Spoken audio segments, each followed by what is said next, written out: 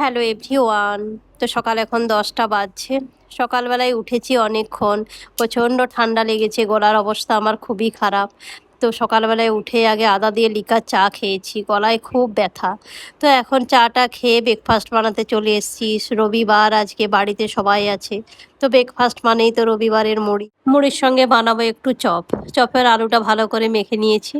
তারপরে আমি সব রেডিও করে নিয়েছি, বেসনও ফাটিয়ে রেখেছি। অল্প করে চপ বানাবো। আর একটু কুমড়োও কেটে নিয়েছি, কুমড়ো মানে বেসন দিয়ে ভাজবো মুড়ি খাওয়ার জন্যে। আর কলাই সিদ্ধও করেছি। কলাই সিদ্ধ তো অভিজিৎ প্রত্যেক রবিবার কলাই সিদ্ধ চায়। কলাই সেদ্ধ মানে একটু নুন আর একটু কাঁচা লঙ্কা উপর থেকে তেল দিয়ে প্রেশার কুকারে সিটি মেরে দিয়েছি।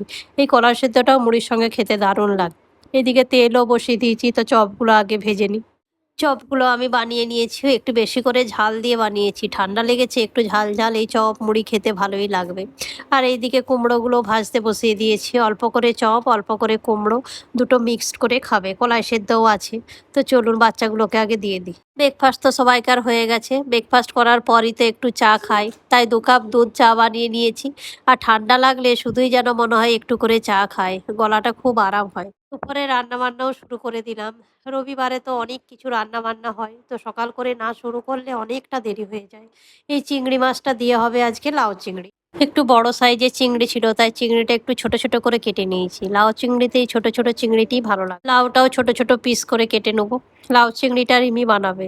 চিংড়িটা প্রথমে ভাজতে বসিয়ে দিয়েছে, ওই তেলে লাউটা বসিয়ে দিবে। মশলাটা কষে নিয়েছে রিমি, এরপর উপর থেকে লাউ আর চিংড়ি মাছ দিয়ে ভালো করে ফুটিয়ে নামিয়ে দিলেই হয়ে যাবে লাউ চিংড়ি। এদিকে তো রিমির লাউ চিংড়িটাও হয়ে গেছে, বাকি রান্নাগুলো করে নিই। অভিজিৎ কালকে একটু বড় বড় সাইজেরই মাছটা এনেছে, তো ভাবলাম একটু বেগুন আলু দিয়ে কাতলা মাছের একটু ঝোল বানাই। তো হয়েই গেছে প্রায় ঝোলটা, মাছটা ভেজে নিয়েছি, ওই তেলেই ঝোলটা বসিয়ে দেবো। আর রাহি আর রিশুর জন্য একটু ডাল সিটি মারতে দিয়েছি। মাছ ভাজা আর ডাল দিয়ে খেয়ে নেবে। আর এইদিকে বসিয়ে দিয়েছি করলা ভাজা, এও হয়েই এসছে। এরপর স্নান করতে যাব, তারপরে একসঙ্গে বসে লাঞ্চ করব। তো চলুন ভিডিওটা এই পর্যন্ত। ভিডিওটা ভালো লাগলে চ্যানেলটাকে সাবস্ক্রাইব করবেন, লাইক করবেন, শেয়ার করবেন। আর ভিডিওটা কেমন লাগলো অবশ্যই কমেন্ট করবেন।